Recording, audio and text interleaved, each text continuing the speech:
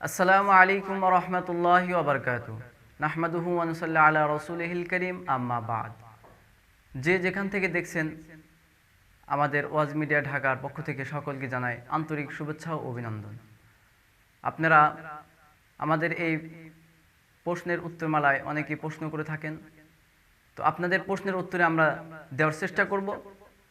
তো এক ভাই জানতে চেয়েছেন যে আমাদের বর্তমান যে অবস্থা, যে একটা সাপের উদ্গ্রীবের কারণে সারা বাংলাদেশ আতঙ্কিত হয়েছে, যার নাম হচ্ছে রাসেল ভাইপার বা যেটা চন্দ্রপোড়া।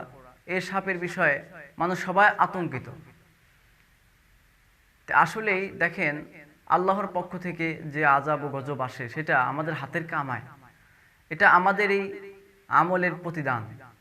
আমাদের আমল খারাপ, যার ফলে আল্লাহ রাব্বুল আলামিন বিভিন্ন সময় বিভিন্ন আযাব ও গজবের মাধ্যমে আমাদেরকে ঈমানকে পরীক্ষা করেন। তো এই আতঙ্কের দিকে কান না দিয়ে আপনি আল্লাহর আমলের দিকে মনোনিবেশ করেন, তাহলে দেখবেন এই আতঙ্ক ধীরে ধীরে ছেড়ে যাবে, মানুষ ভালোর দিকে চলে আসবে। পৃথিবীর একটা বা আমাদের দেশের যে সুন্দরতম পরিবেশ সেটা আগের মতো চলে আসবে।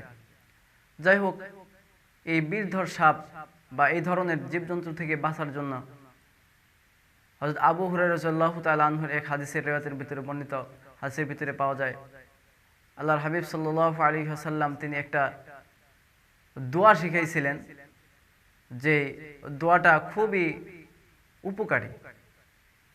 এই দোয়াটা যদি হাদিসে ভিতরে আসছে যে যদি কেউ সকালে এবং রাত্রিতে 3 বার পাঠ করে, তাহলে তাকে সাপ বা হিংস্র জানোয়ার কিছুই তাকে ধ্বংস করবে না, তাকে আঘাত করবে না।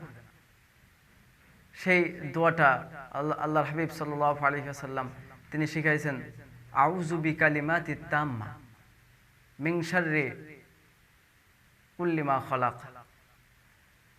আল্লাহর হাবিব সাল্লাল্লাহু আলাইহি ওয়াসাল্লাম তিনি বলেছেন যে এই দোয়াটা যে পাঠ করবে, তাহলে সাপ, বিচ্ছু বা ধ্বংসাত্মক হিংস্র প্রাণীর সকল আঘাত থেকে সে হেফাজত থাকবে।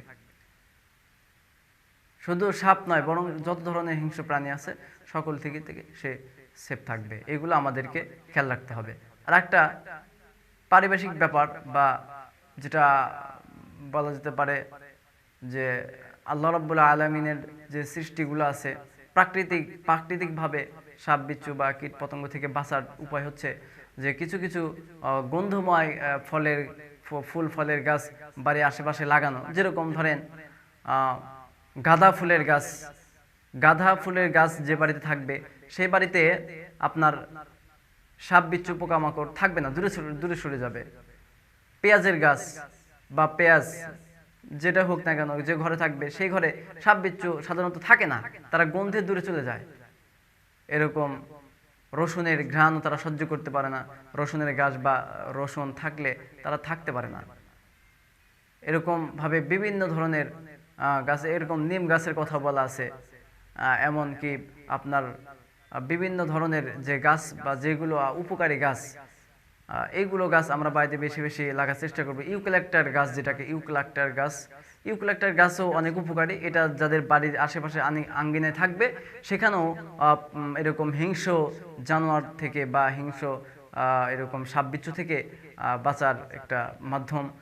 সেই জন্য এইগুলো আমরা চেষ্টা করব যে আঙ্গিনায় এইগুলো বেশি লাগানোর চেষ্টা অবশ্যই করতে হবে। আর সর্বোপরি কথা হলো যে আমাদেরকে এই আমল করতে হবে, যে এই দোয়াটা আল্লাহ হাবিব সাল্লাল্লাহু আলাইহি ওয়াসাল্লাম আমাদেরকে শিক্ষা দিয়েছেন, এই হাদিসের উপর আমল করতে হবে এবং দোয়াটা বেশি বেশি পালন করতে হবে।